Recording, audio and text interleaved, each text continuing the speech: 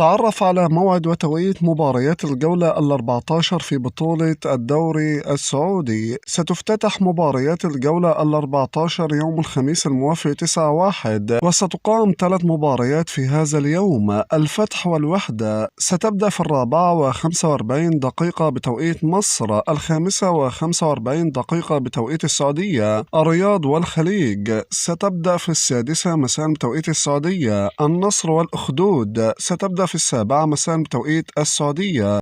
أما يوم الجمعة الموافق 10/1 ستقام 3 مباريات أيضا. الاتفاق والخلود ستبدأ في 45 بتوقيت السعودية. الرائد ودمق ستبدأ في 6:05 بتوقيت السعودية. أما الأهلي والشباب ستبدأ في 8 مساء. ويوم السبت الموافق 11/1 ستقام 3 مباريات. في نهاية هذه الجولة العروبة والهلال ستبدأ في 4:45 بتوقيت السعودية. القادسية والتعاون ستبدأ في 45 دقيقة. الفيحاء والاتحاد ستبدأ في 8 مساء بتوقيت السعودية.